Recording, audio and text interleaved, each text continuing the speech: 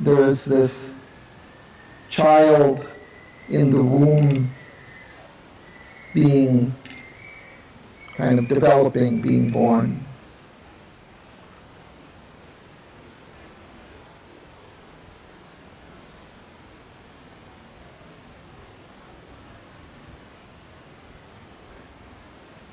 In the light, flooding thoughts, blank vacancy.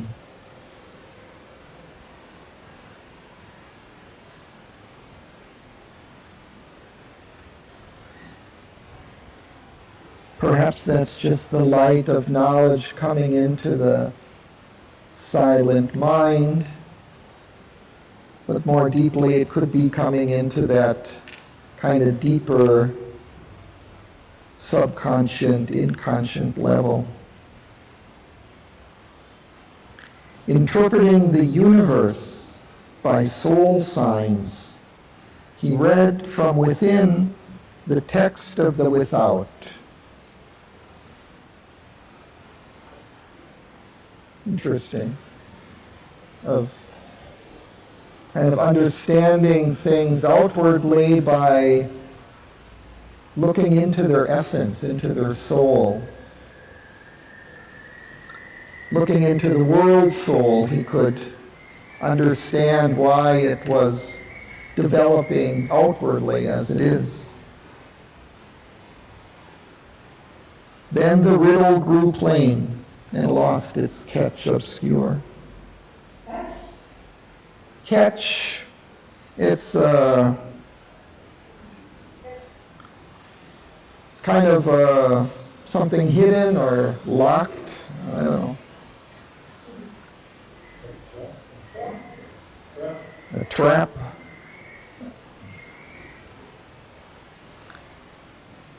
It's something that catches that you can't, you can't catch the knowledge, you can't catch the joke or whatever it might be. You can't kind of unveil it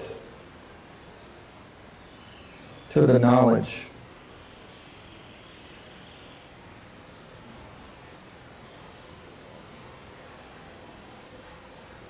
So here a larger luster lit the mighty page. There was a greater light by which he could see and read the significance of things. And as he did, a purpose mingled with the whims of time. Normally we see things happening, it seems like they're just happened by chance sometimes, or they're just whims, as if all of a sudden just something happens for no reason at all. But he saw now a purpose kind of mingling with that way. And he saw the meaning in the stumbling paces of chance. And fate revealed a chain of seeing will, a conscious wideness filled the old dumb space.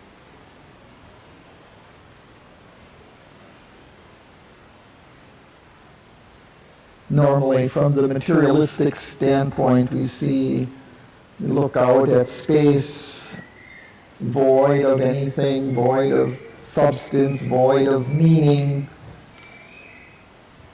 and as if somehow everything arose out of that. But now what he finds is some kind of a conscious wideness, a conscious awareness filling that. It's no longer empty.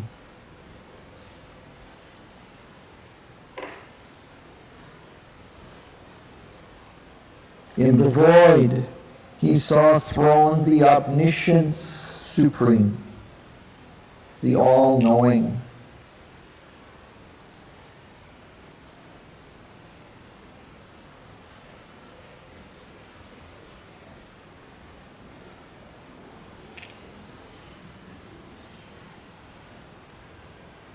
Kavita, would you like to? A hope immense now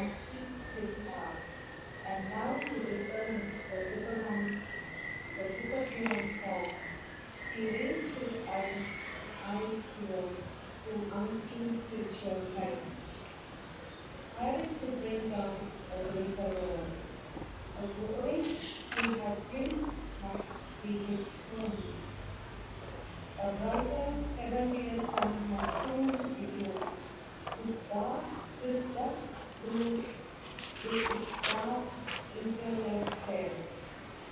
The infant soul with its small nursery school, making objects meant for a lesson hardly learned. Outgrown its early grammar of intellect and its imitation of earth nature's art. Its early dialect to God language not changed. A living children studying reality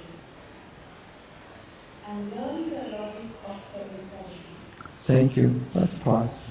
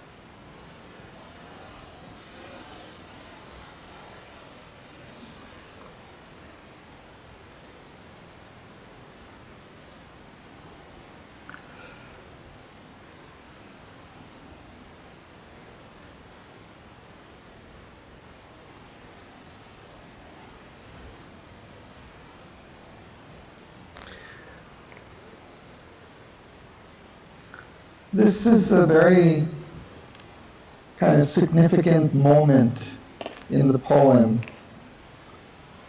according to Shraddhavan. And I will read again just a short passage that she wrote about this. She says, "This is a very significant moment in the poem, for it is where we read for the first time of the aspiration which is going to carry Aswapati on his immense quest, all the way through to the end of Book 3, where he is finally able to ask a boon of the Supreme Mother. He has glimpsed the possibility that if there is a purpose in the whims of time, if there is an evolutionary direction, then maybe it is possible for him to collaborate, to help that future greater world to manifest sooner. Why should evolution take so long? Why should it follow the stumbling pace of chance? Maybe if he can join his will with the supreme will, he can help it to happen more quickly. This will for a divine life upon earth lies at the heart of Sri Aurobindo's integral yoga. In the poem, it is Aswapati's aspiration and tapasya which compels the birth of Savitri, in answer to the world's desire for a higher destiny. This moment, when his heart is seized by this will and this immense hope, releases the spring that sets the whole course of the story moving.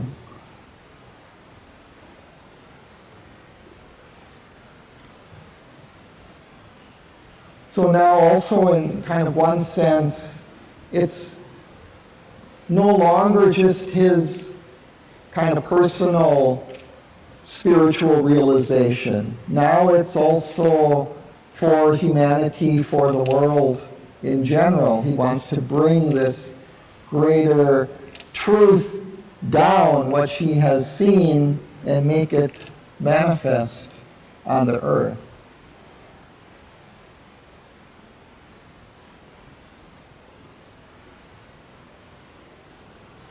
So it becomes kind of an aspiration for a cosmic realization.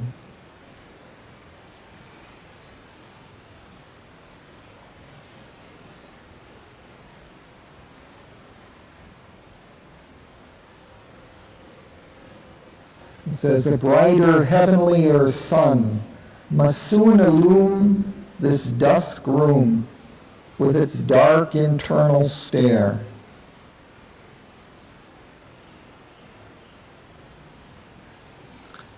This dark internal stare, I suppose, are the little steps of evolution that are there. Also the steps of involution that were created in the beginning.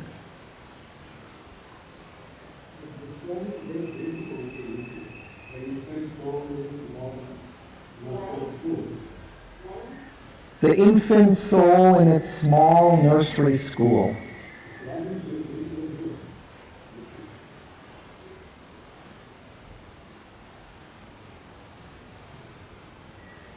Yeah, that's like us. No?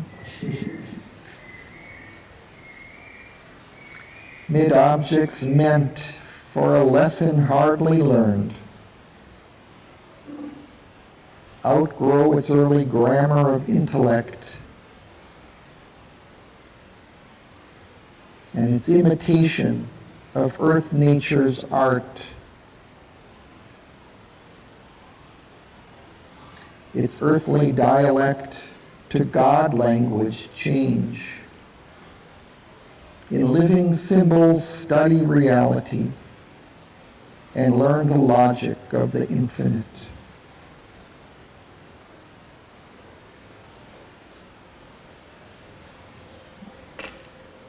What so far we've achieved with our minds is still so little. We have this kind of very shaky kind of knowledge of things, which typically is swept away after a few years, and we find out it wasn't the case after all. Things are actually different.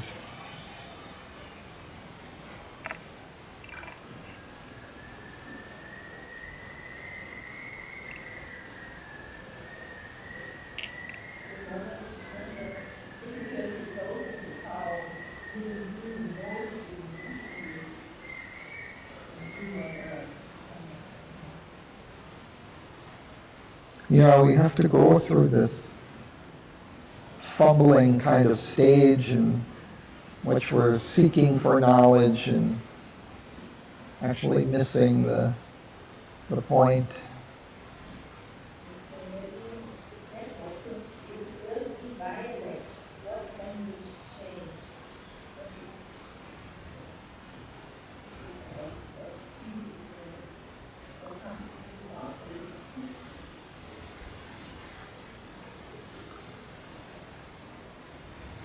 Well, normally whatever we express or what we say in life, it's coming from, our ignorance, out of our minds, out of our vital being. That's what we're expressing. But there is the possibility that we could speak out of a deeper consciousness or a higher consciousness and speak the truth. Be inspired by the divine.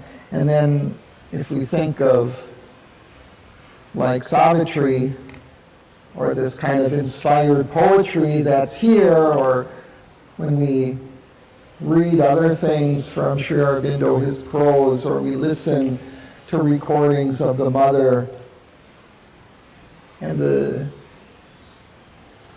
kind of deep truth and conscious connection with the divine that they are able to express in that, that's the kind of God dialect that we have to learn, I think. And those are possibilities also for us, but we have to go through this training school first.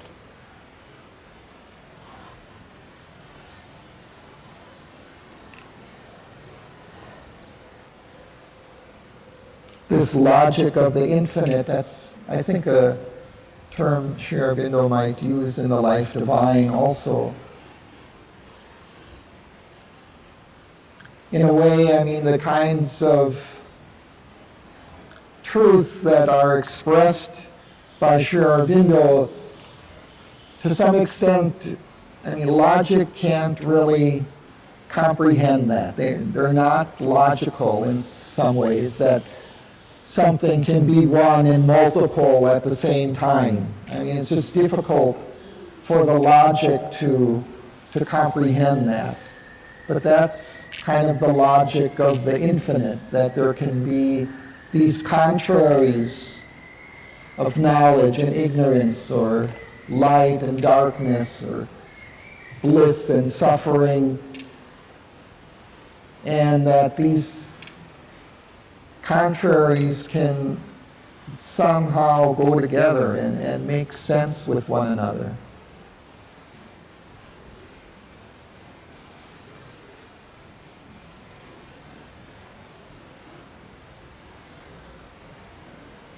And why, if the divine is all bliss, why should there be this darkness and suffering and evil and all these things? So that plan, that purpose of all of that, he was able to understand, but it's only really decipherable by the logic of the infinite.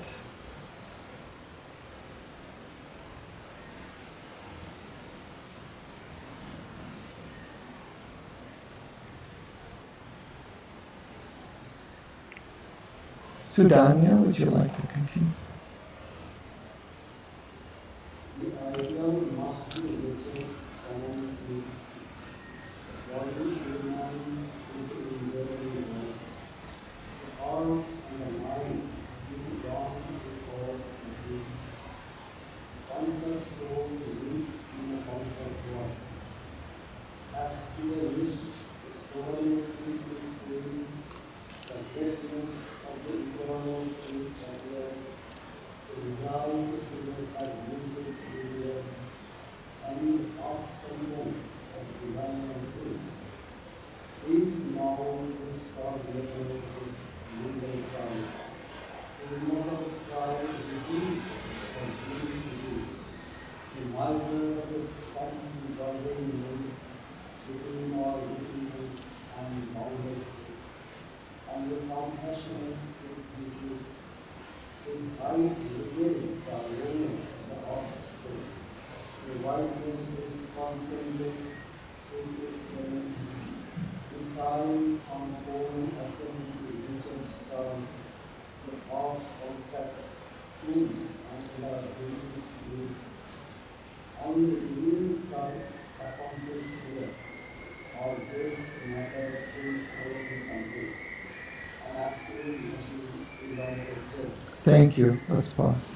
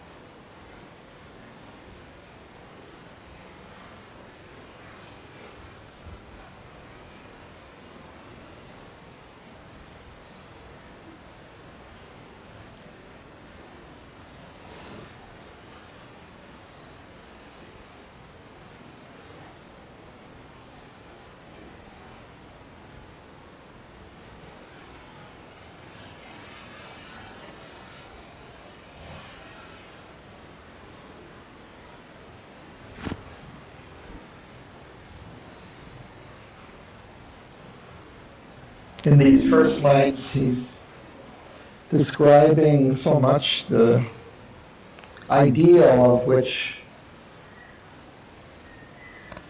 Sri Aurobindo puts forward, and what Asopati is now seeing. bringing this divine truth here on earth. The ideal must be nature's common truth. The body illumined with the indwelling God. The heart and mind feel one with all that is. The conscious soul live in a conscious world.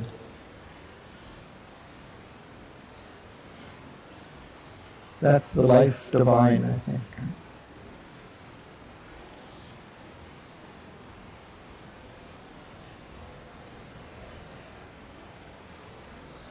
And then he sees, as through a mist, a sovereign peak, a high mountain peak. The greatness of the eternal spirit appeared. So he sees the eternal spirit as if from afar, which is exiled in a fragmented universe. This oneness of the spirit is exiled, it's thrown out from this fragmented universe in which this multiplicity of things, which can't see the underlying oneness.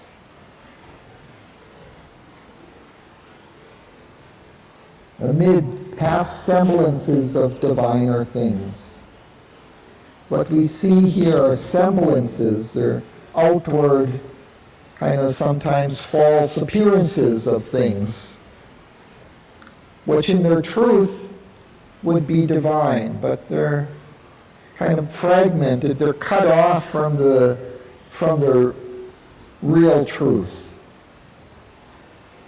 They're not conscious.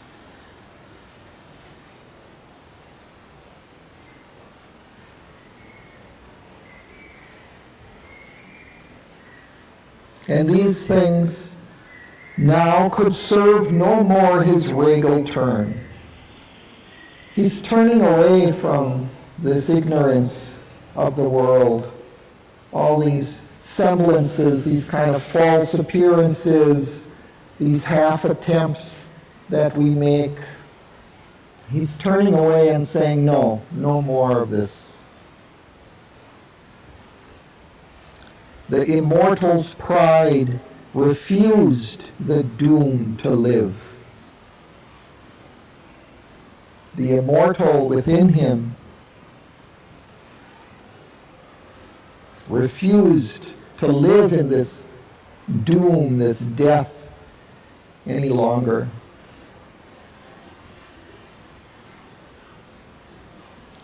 It refused to be a miser of the scanty bargain made.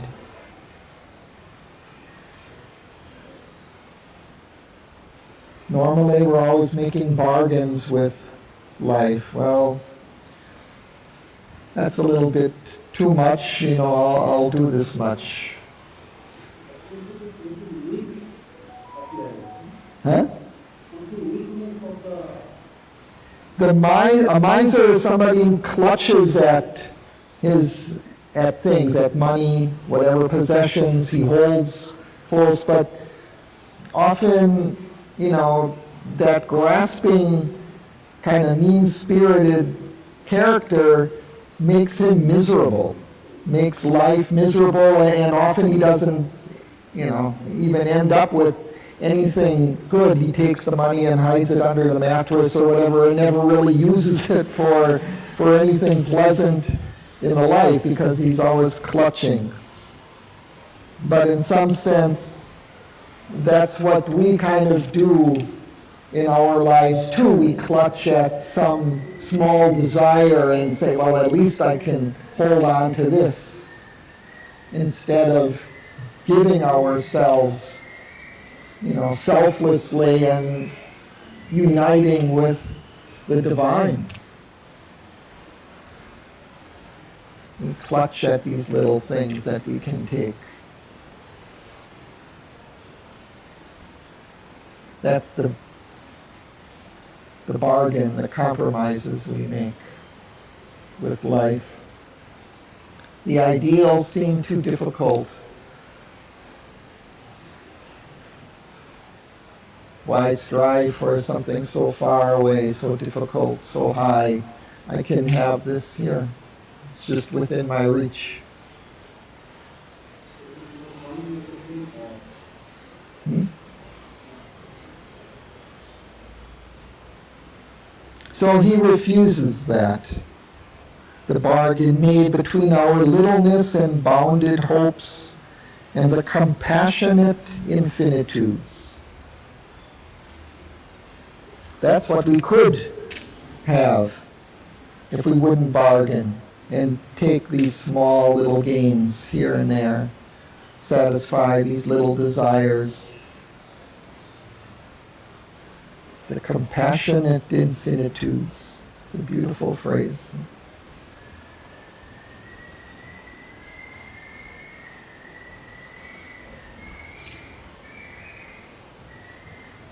Is that infinite?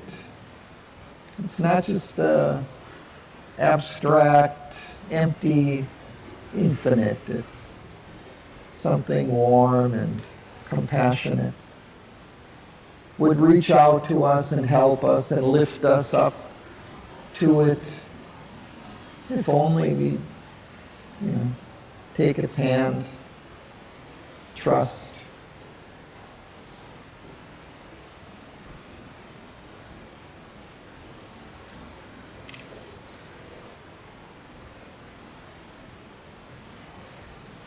His height repelled the lowness of earth's state.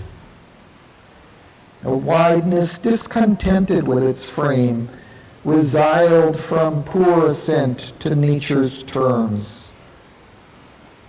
He recoiled, retracted from that ascent to nature's terms, to these small little gains, little things that we can have here. The harsh contracts spurned and the diminished lease. He rejected that contract, that bargain that we make with nature.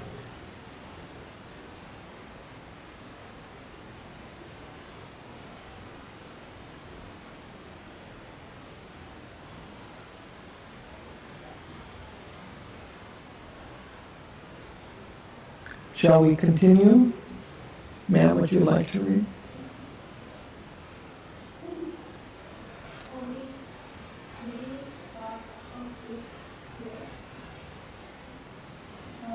Great man seems alone and weak, and saying nothing in terms or saying you speak half a year. For ways pardon is right with pardon faith, a high imperfect state of heavenly peace. Yes, and what is equal celestial height. Here our soul is sent into a world, a great foundation mystery being born. A king is knowledge, and giving to us of power. Oneness of mystery into earthly shape, not law of the breath of wisdom, strength, judgment, technique, duality of purely sound, a half changes of spirit synthetic life, a pieces into earth. Tessellated. Sorry, sorry. Thank you. Let's pause there.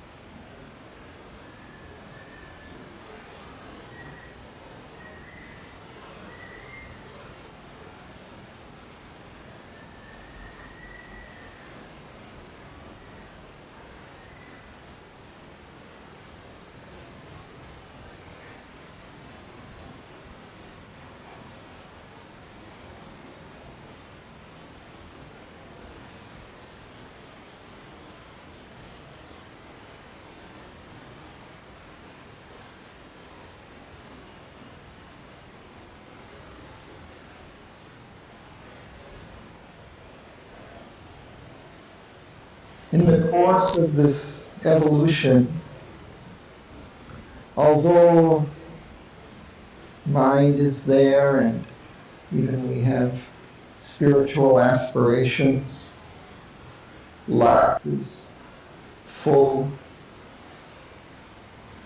none of it is complete. It's all still kind of a work in progress. Only basis matter seems alone complete. Only the physical kind of basis of everything seems complete. But life, it's always still kind of struggling, brief, difficult, painful. And mind, we have seen these limitations of the intellect.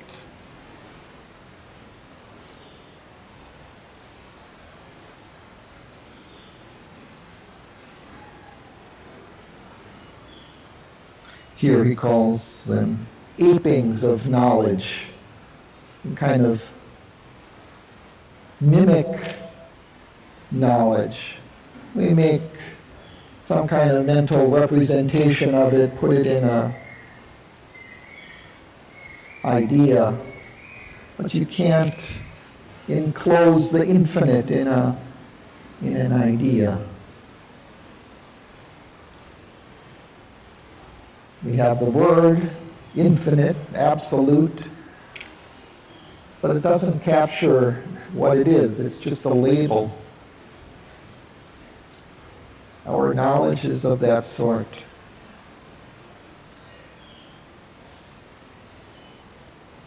Somewhere he says, knowledge that labels more than it likes, or something like that. There's a line.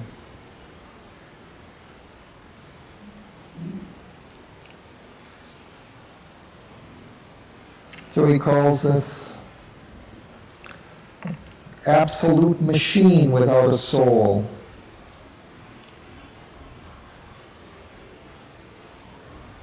The soul is there, but it's hidden still. It hasn't come out into the open.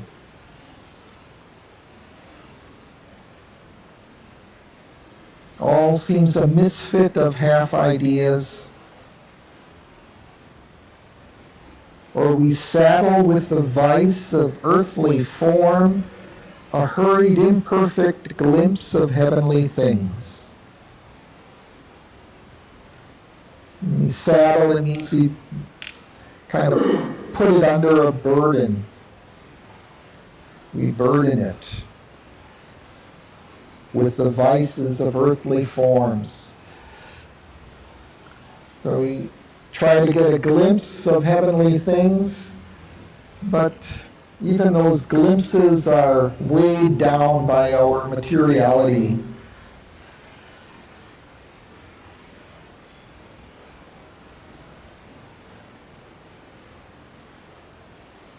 Saturn means the warm horseman.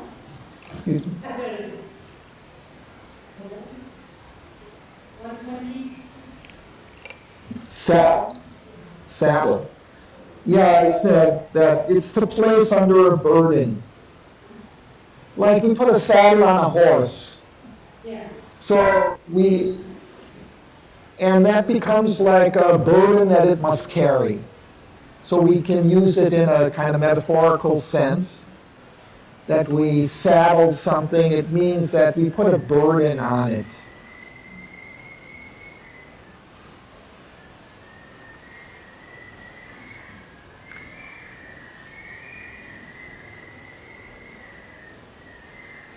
This way, that's the idea, or mostly we see only the physical, Mm. but we are, in matter, we are settled down in Right. and wrong, and so we look all on this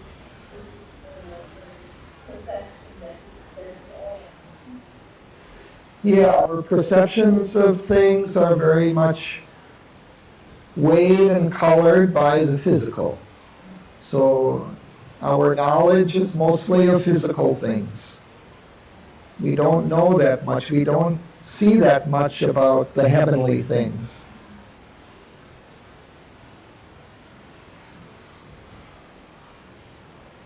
Yes?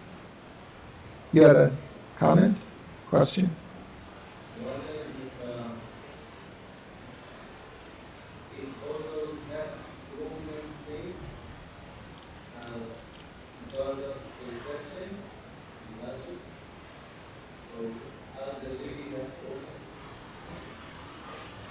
I'm not sure if I'm getting your point.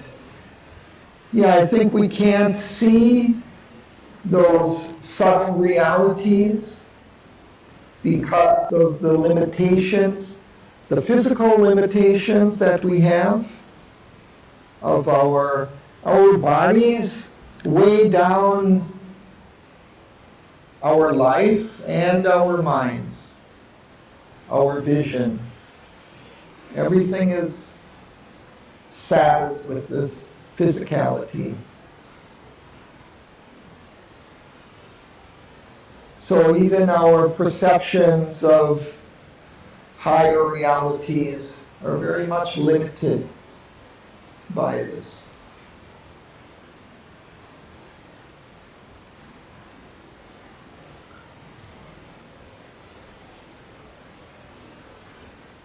Even entering into the higher spiritual states, we're doing it from this kind of base of our physicality, of the inconscient. So it's not that we can easily just open up to its absolute light or truth, because we're still kind of looking at it from below and entering into it from below, evolving into it. We carry all of that base along with us. Gradually it gets refined by that higher light, but it's a process.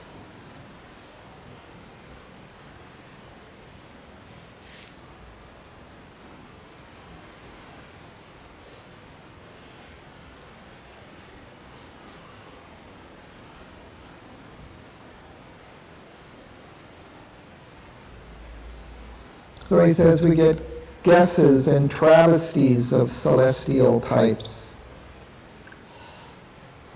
They're kind of distorted imitations of the realities.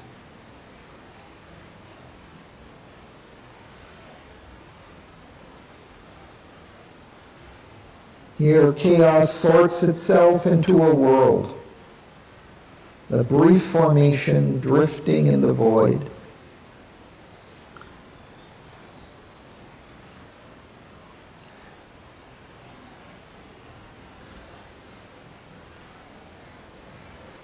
That's very much, I think, the scientific view of our existence, no? Somehow chaos has sorted itself out into a world which is drifting in the void.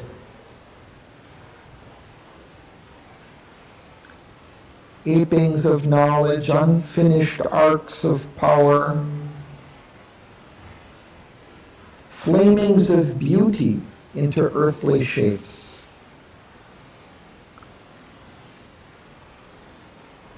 Love's broken reflexes of unity.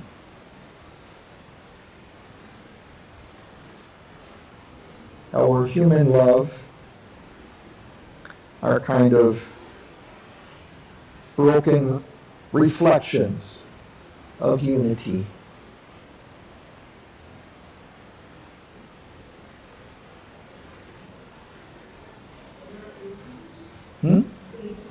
Yeah, apings are copies.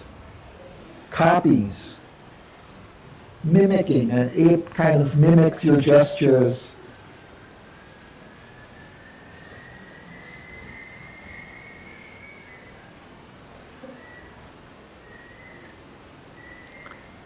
Love's broken reflexes of unity swim, fragment mirrorings of a floating sun.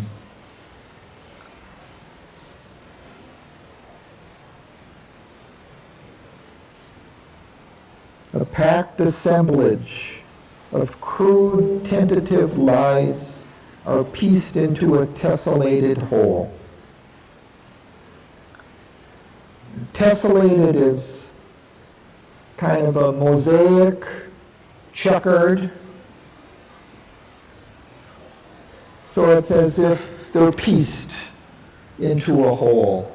You still see the separate pieces.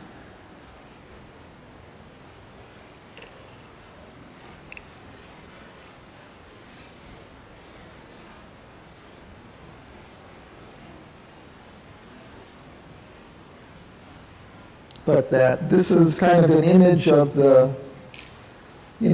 collective life. Crude, tentative lives pieced together into a tessellated whole. Not quite the human unity that Sri Aurobindo envisaged.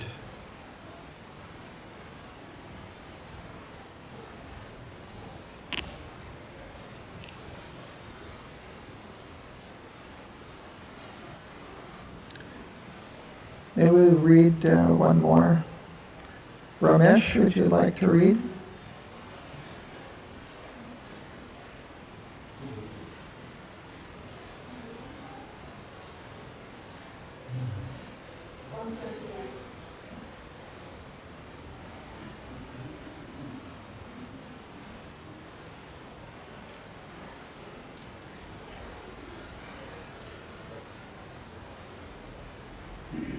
There is no perfect answer to your query. There are blank and priceless tools that have no name. Past times waiting, dreams, love, longing, clear world, contemplate, souls, rest in time now. Our earth touched by fate, the forfeited divinity, Auroville, governor by the mind, Savitri. There are trees on the place, maps of holy God. When the highest works of the time is complete, the mid-area compared with peace, multi-figures, state of rest, then onward, happiness that cannot be. The legacy of mighty heart spoken, told by the world powers that darkness hid. I will silicon heart and full light. And it's you that will. Thank you. Let's pause there.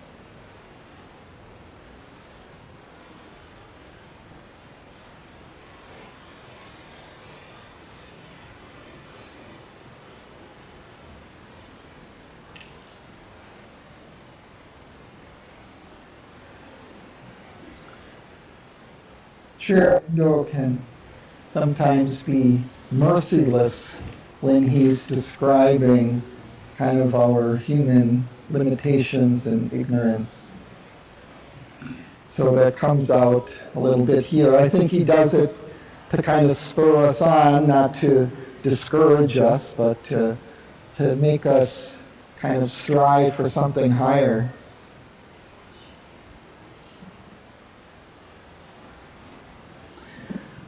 We're too easily satisfied sometimes, I think, with the lowness of life. It says there is no perfect answer to our hopes. There are blind, voiceless doors that have no key.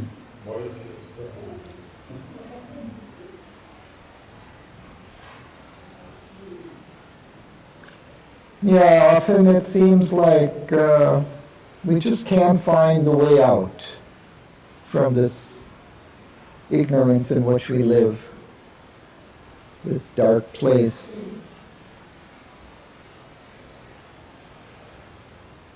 Thought climbs in vain and brings a borrowed light.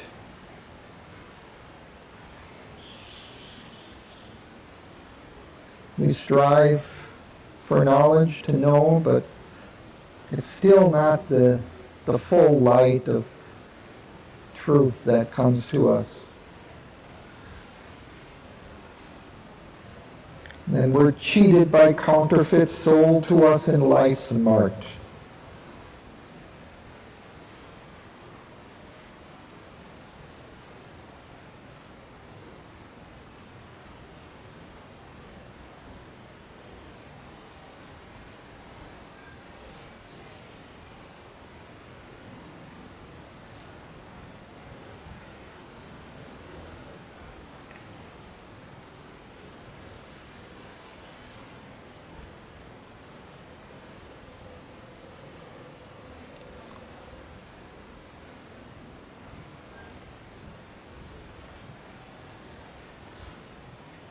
Just like going into the market and we're cheated by the shopkeepers.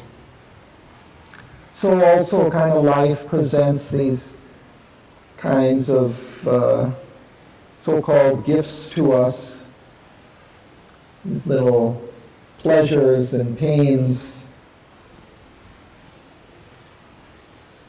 which we take.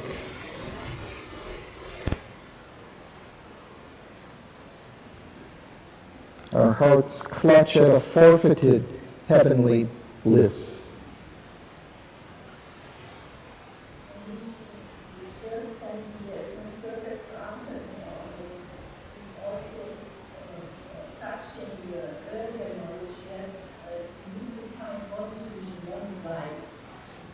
Something like more and more that people must learn. We have to look at very aspects to look and to reflect on if they're changing the situations. Mm-hmm.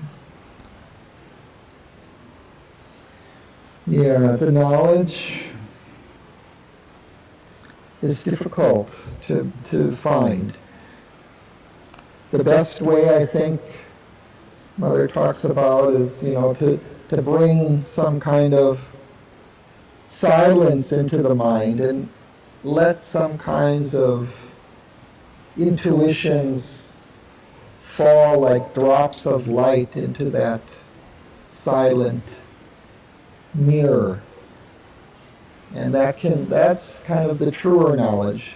These other things are apings of knowledge, our intellectual reasonings.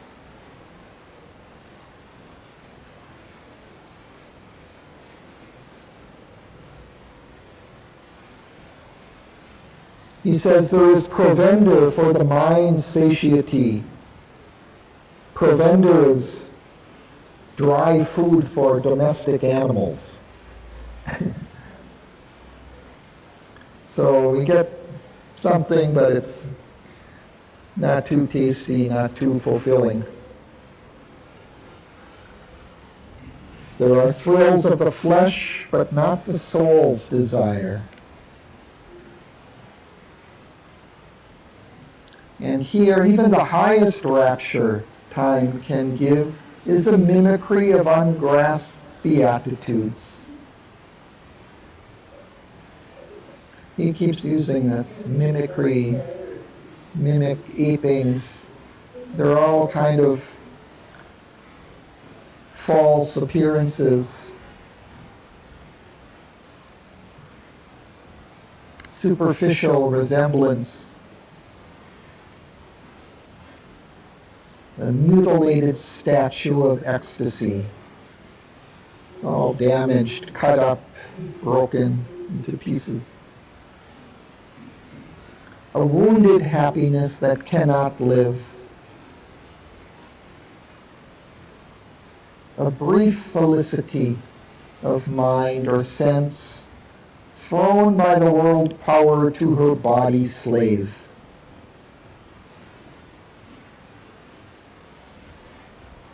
We get some brief happiness that's thrown to us as if to a slave.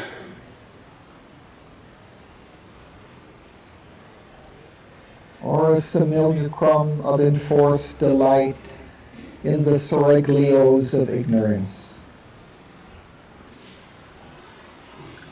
A simulacrum is an image or representation, but often kind of insubstantial in form. Kind of a semblance again, kind of a trace of something. Of enforced delight, as if imposed, in the seraglios of ignorance.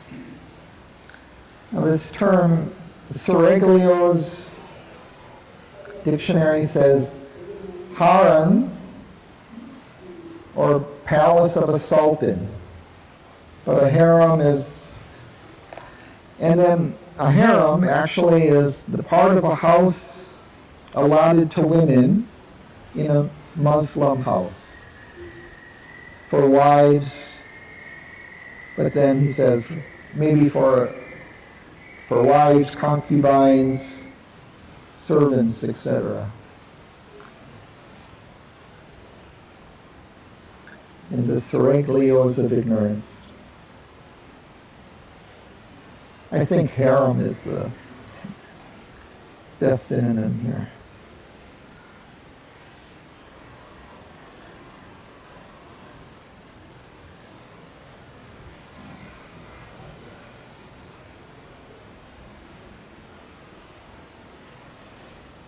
So I think we will stop there for today.